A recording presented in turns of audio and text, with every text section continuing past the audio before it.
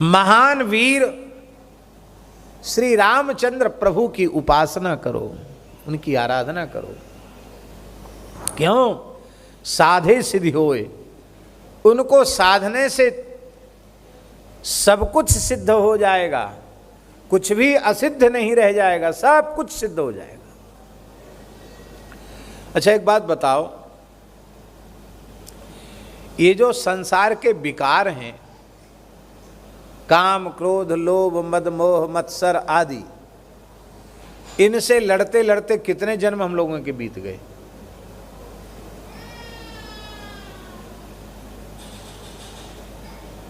दुनिया के किसी बड़े से बड़े योगी के पास, सिद्ध के पास, विद्वान के पास इसकी सूची उपलब्ध नहीं है। इन विकारों से लड़ते लड़ते लड़ते लड़ते सैकड़ों नहीं, लाखों करोड़ों नहीं, असंख्यों जन्म बीत गए।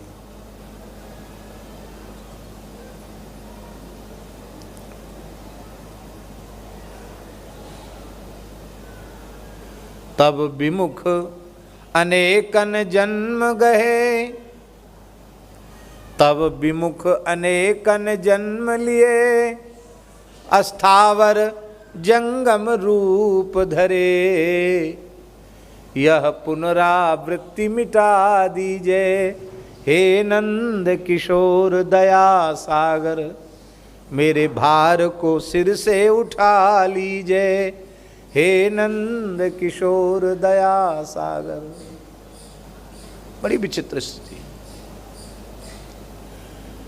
पर क्या कभी हम जीत सके? अरे भाई, नारद जी से बड़े हो जाओगे क्या?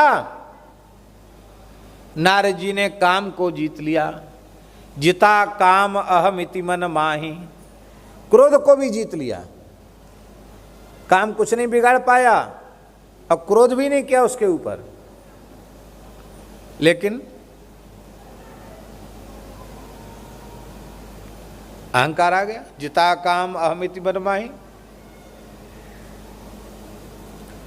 और जब अहंकार रह गया तो उसने काम को भी बुला लिया, क्रोध को भी बुला लिया है?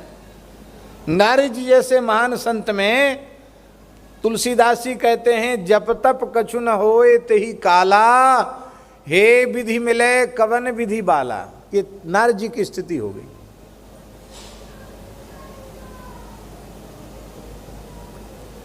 और क्रोध तो क्या कहना महाराज, भगवान को ही गालियां बकने लग गए, श्राप तक दे डाला भगवान को। नारद जी में ये सब है नहीं, हम लोगों को सिखा रहे हैं नारद जी।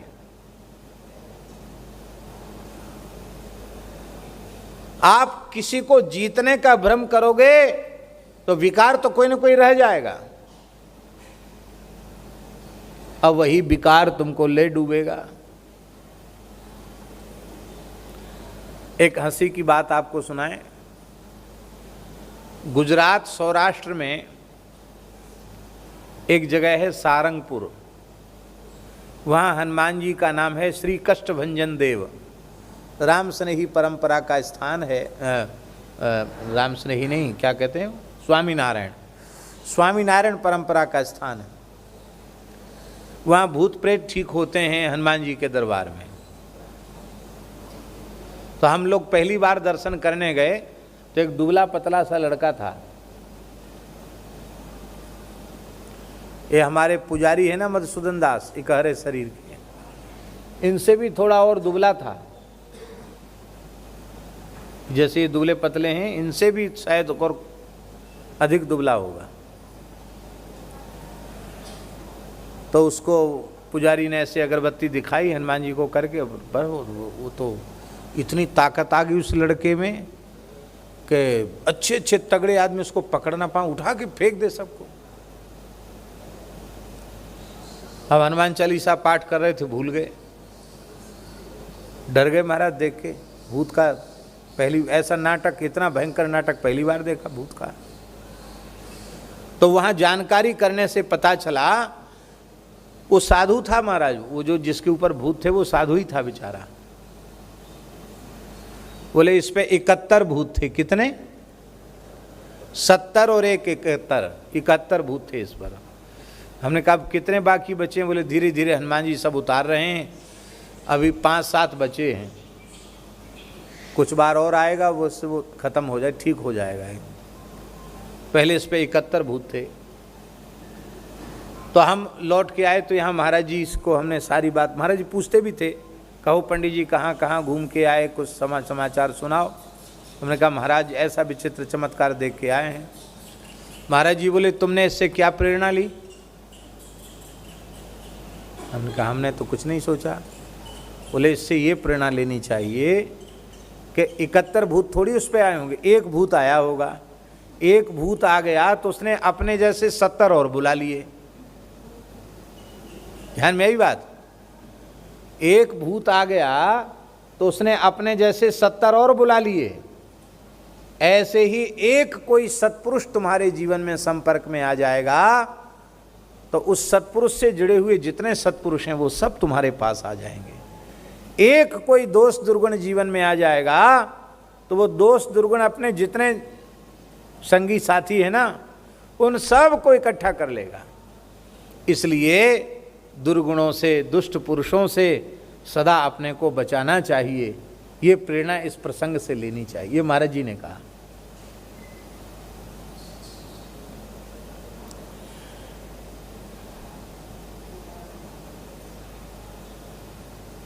हम जीत नहीं पाते तो एक विकार भी रह जाएगा ना। हमने परिश्रम किया, काम को नष्ट कर दिया, क्रोध को नष्ट कर दिया, लोभ को भी नष्ट कर दिया, और फिर मन में ये आ गया, अरे बड़े बड़े लोगों को धूल चटाई है कामदेव ने, हमने काम को जीत लिया, हमने क्रोध को जीत लिया, हमने लोभ को जीत लिया, हम तो मोह से भी ऊपर उठ गए।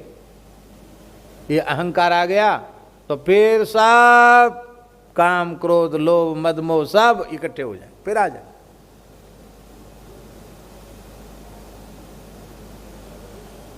तब उपाय क्या है? हम तो सफल हुए ही नहीं, कितने जन्म बीत गए सफल हुए नहीं। यही विकार ही हमको उठा उठा कर पटकते रहे, पछाड़ते रहे, हमने इन पर विजय प्राप्त नहीं कर पाई। तब इसका उपाय क्या है? आप युद्ध के मैदान में खड़े हो और आप पूरे श्रम से लड़ रहे हो और आपको जब ये पता चल जाए कि अब हम मरते लड़ते लड़ते मर भले ही जाएं पर अब हमारे हाथ विजय तो लगेगी नहीं, ये आपको पक्का निश्चय हो जाए, तो आप क्या करोगे? या तो मैदान छोड़कर भागोगे, भाग के भी कहाँ जाओगे, दुश्मन पीछा छोड़ेगा नहीं, भागते भागते भी गोली मार देगा, मार डालेगा, और ऐसे ही मरने से कोई फायदा नहीं है। तब आप क्या करोगे?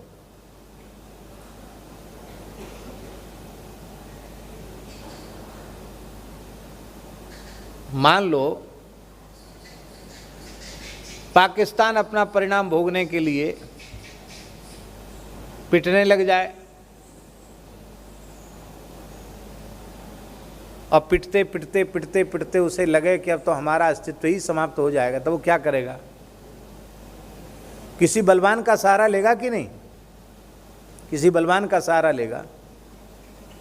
किसी भी व्यक्ति के पास जब वो देखता है कि अब हमारे हाथ हार ही लगने वाली है तो वो फिर किसी वीर का आश्रय लेता है कि भाई अब आपके हाथ हमारी लाज है, अब आप करो।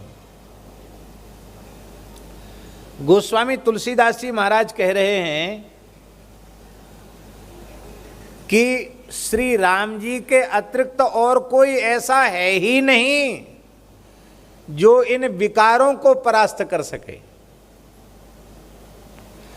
क्योंकि जिस देवी का, जिस देवता का तुम आश्रय लेने वाले हो वह स्वयं ही विकार युक्त है, उसी को काम क्रोध लोभ मद मोह नचा रहे हैं। गोस्वामी जी ने क्या कहा मानस जी में? इनकी कथा न कहूं बखानी, सदा काम के चेहरे जाने। ये काम के सेवक हैं।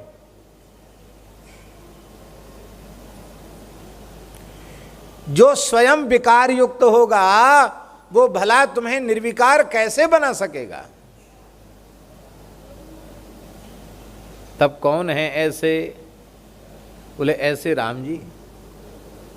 उन राम जी को हृदय में बसा लो तो क्या होगा? बोले ममता तरुण तमी अधियारी, राग द्वेष उलूक सुखकारी, तब लगी बसत जीव मन माही, जब लगी प्रभु प्रताप रवि नाही। भगवान हृदय में आकर विराज जाएंगे, वहां कोई विकार नहीं रह जाएगा। अपने हृदय में प्रभु को बसाइए, भगवान को हृदय में बसाइए। बोले भगवान हृदय में कैसे बसेंगे? यदि आप ईमानदारी से निर्विकार होना चाहते हैं तो आप अपने हृदय में प्रभु को बसाइए, भगवान को बसाइए। भगवान हृदय में कैसे बसेंगे? इसका उत्तर है संसार हृदय में कैसे बसा। जैसे आपके हृदय में संसार बसा है, ऐसे ही आपके हृदय में श्री ठाकुर जी श्री जी बस जाएंगे। संसार कैसे बसा? इन देह गेह में आसक्त भोगी पुरुषों का कुसंग करने से, विषयी पुरुषों का कुसंग करने से, बार बार इनके कुसंग में बैठ करके पर निंदा पर चर्चा सुनने से, कंचन कामने की ही चर्चा सुनने से हमारा मन मलिन हुआ है, हमारे हृदय में संसार घुसा है। ऐसे ही बीतराग संतों के चरणों में बैठकर जब बारंबार भगवान के मंगलमय चरित्रों को सुनेंगे, बारंबार भगवान के प्राण प्यारे भक्तों के चरित्रों को सुनेंगे, तो हृदय में घुसा हुआ संसार बाहर निकल जाएगा, हृदय में ठाकुर जी बस जाएंगे। हम मनुष्य हैं, देवता नहीं हैं, साधारण मनुष्य हैं, और हमारी हालत ये है कि सार्वजनिक मूत्रालय में हम लघुशंका करने नहीं जा सकते।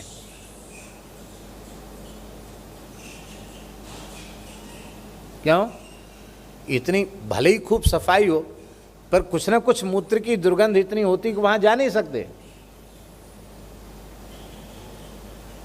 हम मनुष्यों ने पर हमारी हालत है। और जहां वासना की दुर्गंध भरी भई हो, वहां प्रभु कैसे खड़े होंगे? ये कचरा भीतर भर रखा है, ये सत्संग से कचरा साफ होगा।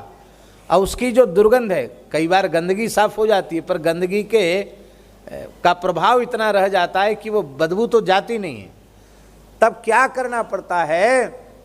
तब उस कक्ष को जिसमें दुर्गंध आ रही है, उसमें कुछ सुगंधित चीज छिड़काव करनी पड़ती है। गुलाब जल छिड़को और रूम फ्रेशनर का प्रयोग करो, धूप जला दो।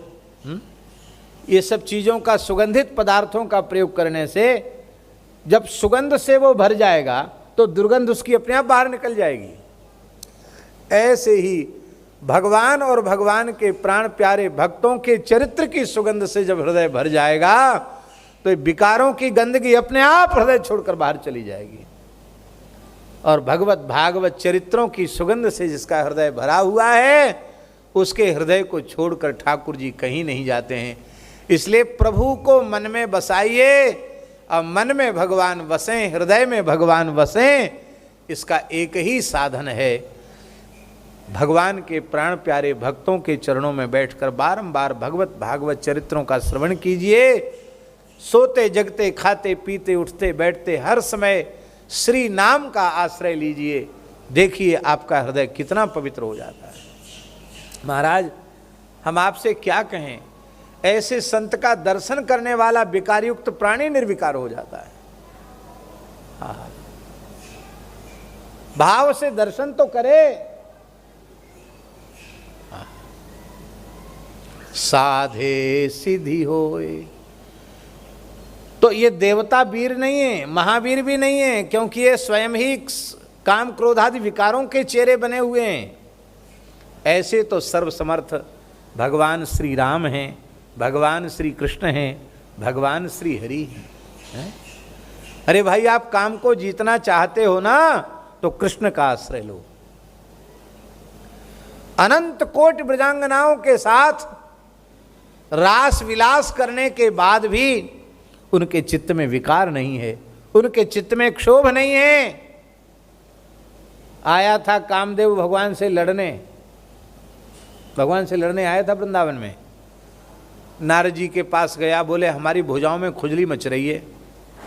नारद जी ने कहा खुजली हो गई हो तो खुजली वाली कोई दवाई लगा लो। बोलो वैसी खुजली नहीं है, दवाई वाली खुजली नहीं है। क्या खुजली है? बोले हमसे कोई लड़ने के लिए तैयार नहीं, बड़े बड़े लोगों को हमने धूल चटाई है, या तो कोई लड़ने वाला बताओ, नहीं तो आप स्वयं हमसे लड़ो।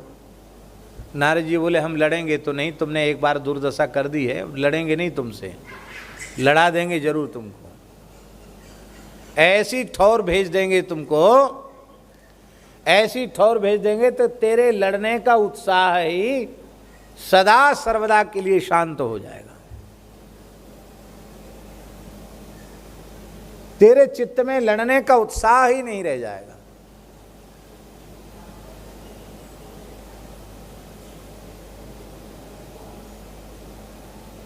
श्री वृंदावन बिहारी लाल। एक कुर्सी ले आओ, एक कुर्सी ले आओ,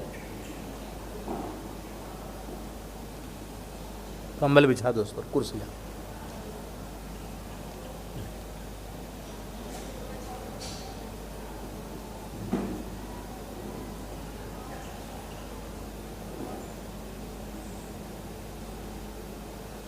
हम लोग बड़े भाग्यशाली हैं, पूज्य नासिक वाले स्वामी जी। हम तो कल प्रतीक्षा कर रहे थे और आपकी मंगलमयी कृपा करुणा आज ही बरस गई, बड़ी कृपा की। महाराज नीचे नहीं, नीचे नहीं, वहाँ ऊपर विराजें, कुर्सी पर विराजें। हमको संकोच हो रहा, आप वहाँ विराजें, कम्बल बिछाओ।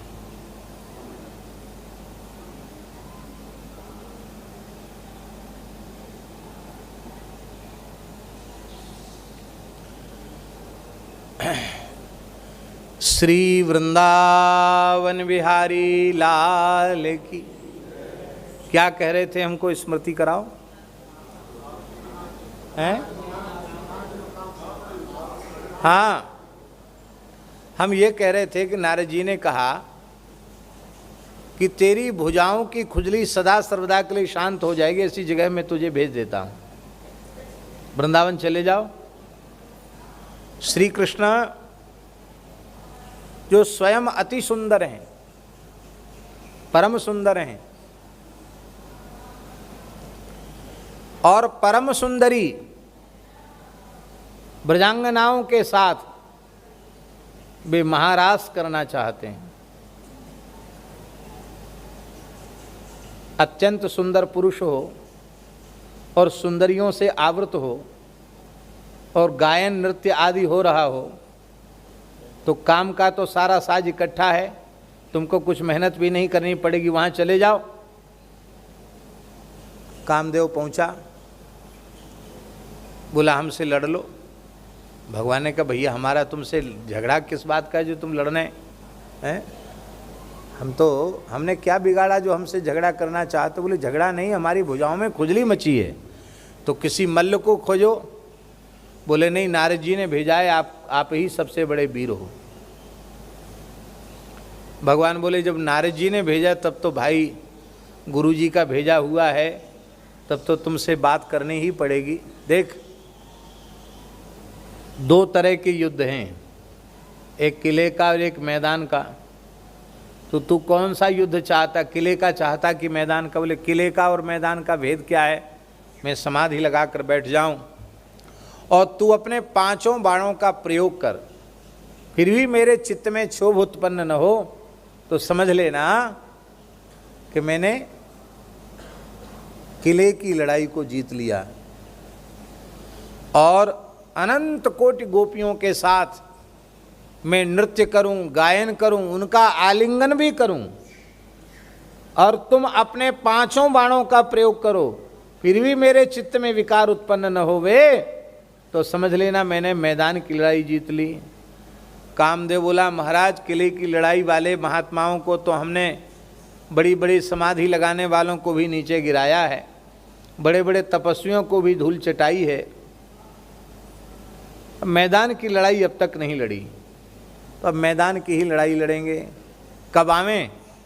शरद पूर्णिमा को आ जाना, जब चंद्रोदय हो उसी समय आ जाना, बस वही है लड़ने का समय। हाँ, कामदेव आया, भगवान से बोला कवच वच धारण कर लो। भगवान बोले हमारा सब हो गया, तुम्हारी चिंता मत करो, हमारे कवच कुंडल सब हम सन्नद्ध हैं, तुम अपना धनुष बाण संभालो। काम ने अपना धनुष बाण संभाला, एक बाण रखा, बोले एक से काम नहीं चलेगा, पांचों एक साथ रखो। पांचों बाण, पंचसर है ना काम, पांचों बाण एक साथ रख लिए, प्रत्यंचा को खींचा। तो कैसा है ये, तो विचित्र है, हंस रहा है, डर इसको है ही नहीं। ठाकुर जी ने अपनी फेट से मुरली निकाली और त्रिभंग ललित होकर थोड़े तिरछे देखते हुए अपने अधर पर बांसुरी पधराई। अभी बजाई नहीं, थोड़ी सी फूंक लगाई, अभी बजना कहाँ शुरू हुआ बांसुरी का। वो तिरछी चितवन मंद मुस्कान और वेणु का स्वर सुन करके बेहोश होके गिर गया, सहन नहीं कर पाया। भगवान ने कामदेव की टांग पकड़ी, ऐसे झुला के घुमा के फेंक दिया बाहर। 84 कोस ब्रज के बाहर जाके काम गिरा, बाहर फेंक दिया उसको, ब्रज के बाहर फेंक दिया। इतना लज्जित हुआ कि फिर भगवान का बेटा ही बन के आ गया, लज्जित हो गया। यदि तुम अपने विकारों से लड़ना चाहते हो तो तुम तो लड़ते लड़ते न जाने कितने जन्म तुम्हारे व्यतीत हो गए, सफलता तुम्हें मिली नहीं। विकारों ने ही तुम्हें लूटा है, तुम्हें पराजित किया है, बार बार तुमको रगड़ा है। कोई देवी देवता भी तुमको बचाएगा नहीं, क्योंकि जिस देवी जिस देवता का तुम आश्रय लेने वाले हो वो स्वयं ही काम आदि विकारों का सेवक बना हुआ है। जो स्वयं विकार युक्त है वो तुम्हें निर्विकार कैसे बनाएगा? तब कौन है निर्विकार? गुणातीत भगवान श्री हरि, भगवान श्री राम, भगवान श्री कृष्ण, भगवान श्री हरि, ये महावीर हैं। इनका आश्रय लो तो तुम विकारों के ऊपर विजय प्राप्त कर लोगे।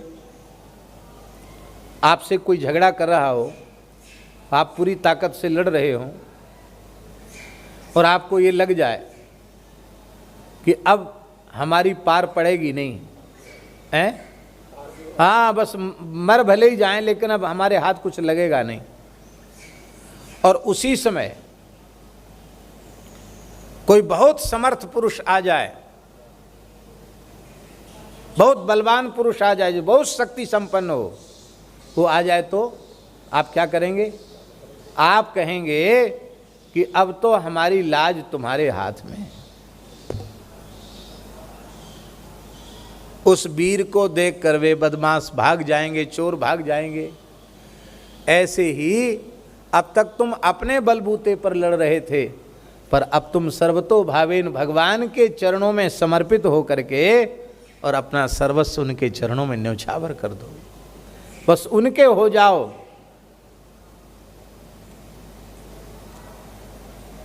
जब तक घर आपका है तब तक जिम्मेवारी आपकी है।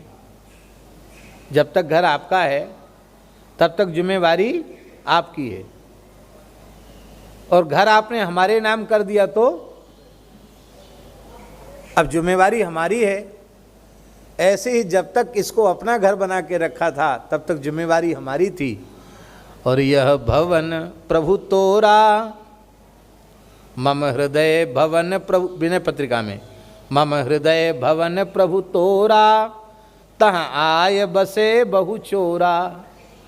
ये हमारा हृदय तो आपका भवन है, और इसमें चोरी हो जाए तो इसमें फिर आपकी बदनामी होगी, हमारी बदनामी नहीं होगी। इसलिए गोस्वामी जी कहते हैं वीर महा अवराधिये, महावीर रघुवीर की उपासना करो क्योंकि साधे सिद्धि होए। इनको साध लोगे तो तुम्हें सिद्धि प्राप्त हो जाएगी, तुम निर्विकार हो जाओगे, अविद्या माया को जीत लोगे और सकल काम पूर्ण करे। ये तुम्हारी संपूर्ण कामनाओं को पूर्ण कर देंगे। इसके दो भाव हैं। एक भाव तो ये है कि इतना दे देंगे कि फिर कामना करने की आवश्यकता नहीं रह जाएगी। दूसरा भाव ये है कि ऐसा कोई प्राणी आज तक सृष्टि में उत्पन्न ही नहीं हुआ जिसकी सारी कामनाएं पूरी हो गई हैं। हुआ ऐसा कोई उत्पन्न? कामनाओं के जाल में ही तो जीव उलझा हुआ है। कामनाओं से विमुक्त होने का उपाय है अकाम हो जाना है। आप कामना करना ही छोड़ दो, खत्म।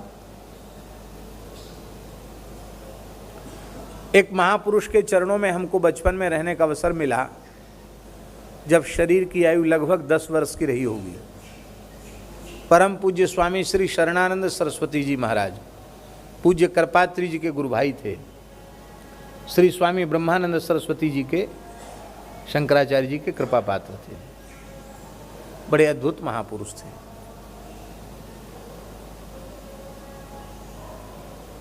स्वामी श्री शरणानंद जी महाराज,